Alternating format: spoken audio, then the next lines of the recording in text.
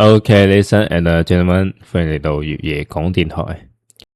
今日分享一個恐怖故仔，投稿人係叫阿傑啊。佢係大學畢業嗰陣時發生嘅單嘢。咁佢喺大學嗰陣時係租咗一間細單間嘅，一層樓係住咗4-5戶人啦。咁住喺佢隔籬嘅係一個阿姨，50幾歲，姓劉，人呢特別熱情。阿傑啱搬入去嘅第一日，係煮咗一碗紅燒肉麵過去嘅。佢話後生仔一個人唔簡單啊，有咩需要呢？即管講就得啦。當時阿傑覺得好感動啊，一個人喺出邊租屋啦，遇到呢種鄰居，覺得運氣真係好。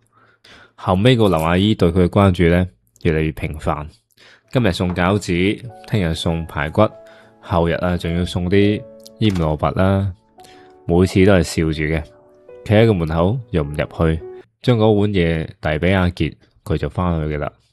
阿傑話唔使咁客氣，個阿姨話佢有個仔同阿傑差唔多大，望住阿傑就好似望住佢個仔咁。佢話佢個仔喺外國好幾年都冇翻過嚟啦。咁啊，大概過咗1個幾月啦，阿傑開始有啲唔對路啊。首先係劉阿姨送過嚟嘅嘢太好食啦，唔係一般嘅好食，係好食到唔正常嗰種啊。比如話個紅燒肉肥瘦比例啊，同埋個排骨湯嘅一啲火候，自己醃蘿蔔嗰啲鹹淡，點講呢？就係你心入邊諗咩味道，佢就啱好係咩味道。每一啖都會覺得點解咁好食。阿傑諗可能係個阿姨手藝好，人哋煮咗咁多年飯，但係後尾就發現咗個細節喎。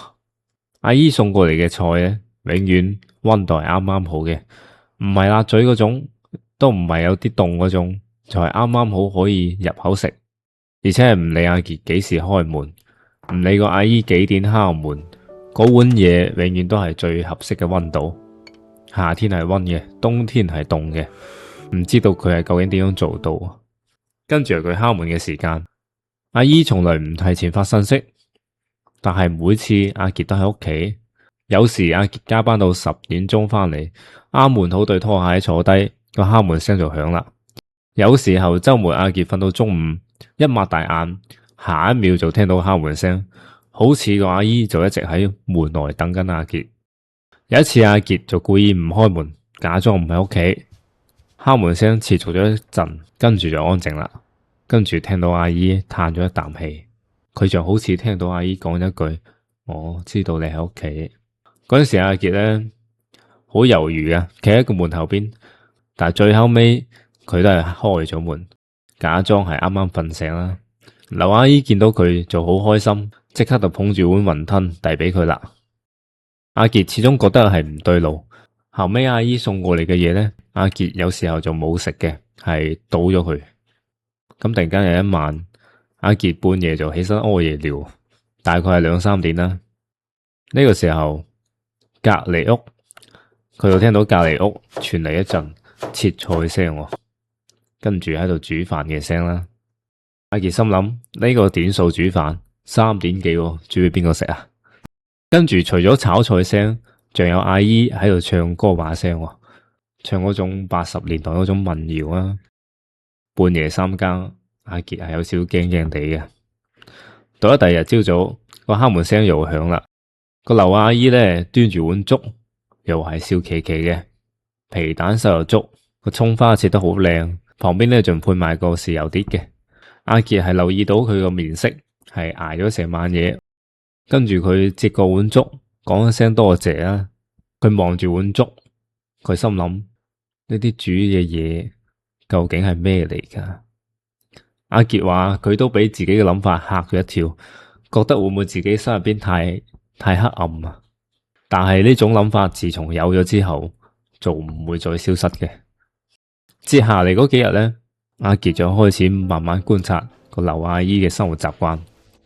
個劉阿姨平時唔出門嘅，買菜啊都好少。阿傑住咗1個月，只見到佢出去幾次，而且每次都係拎住個細細嘅塑料袋翻嚟嘅。跟住仲有一件事，阿傑係好在意嘅。個劉阿姨話佢喺外國有個仔啊，但係咁耐啦，佢都冇聽阿姨講過佢個仔。有一次佢問阿姨佢個仔喺邊個國家，個劉阿姨係諗咗好耐先話加拿大。阿杰更加邪惡嘅諗法出嚟啦，佢究竟有冇仔嘅？咁因為劉阿姨成日煮飯俾佢啦，佢哋開始慢慢熟起身啦。甚至個劉阿姨係俾咗條屋企鎖匙俾佢，佢話佢年紀大啦，如果有一日唔見咗條鎖匙咧，可以叫阿杰幫手開下門咁啦。即係話阿杰係有劉阿姨嘅鎖匙嘅。佢揾咗一日打開佢嘅屋企門，阿杰覺得唔好，但係個好奇心始終係停唔到落嚟。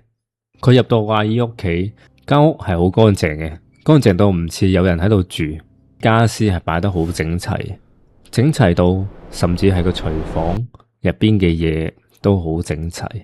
阿杰打開咗個冰箱，入邊係塞滿晒嘢嘅，一盒一盒嘅，每個盒都用個塑料膜封住，上邊咧係貼住啲標籤，標籤上邊寫住日期。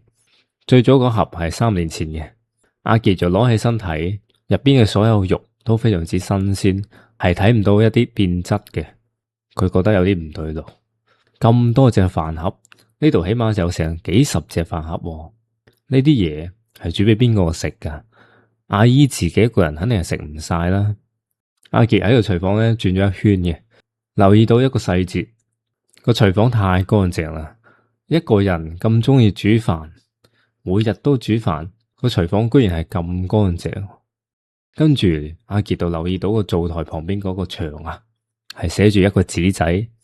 阿杰攞起身睇咗一下，第一行居然寫住嘅係阿杰，一個括號旁邊嘅男仔，口味咧偏甜，怕腥，中意湯，唔揀食，原味。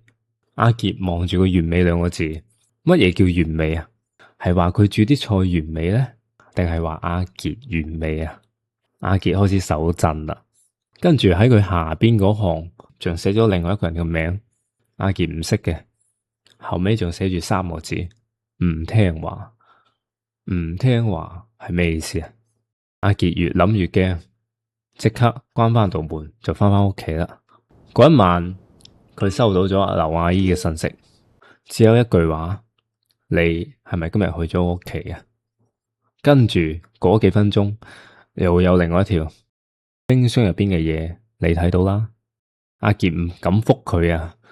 可能到咗半夜11點，阿姨發咗一條比較長嘅，佢話阿姨只係中意煮飯，但係煮多咗冇人食，就好可惜啦。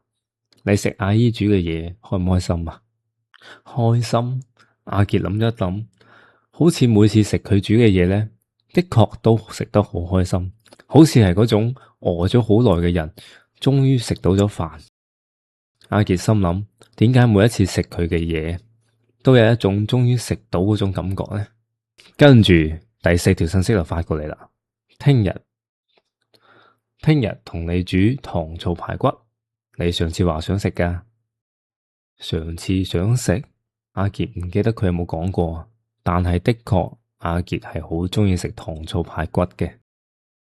第二日果然個糖醋排骨就煮咗出嚟嘅，阿杰話佢食晒噶，覺得好好食。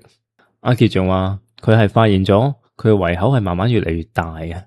以前食一碗飯就飽啊，而家係食2碗，仲要話連啲湯啊都飲埋佢。但係佢就冇肥到啊！佢心諗佢食嗰啲嘢係去晒邊度啊？仲有個劉阿姨睇佢嘅眼神咧越嚟越溫柔，有時候喺個樓梯度見到啊，個阿姨仲會上下咁打量佢，跟住好滿意咁點點呢個頭，輕輕咁講一句：唉，越嚟越好啊！阿杰話佢講嘅好究竟係咩意思啊？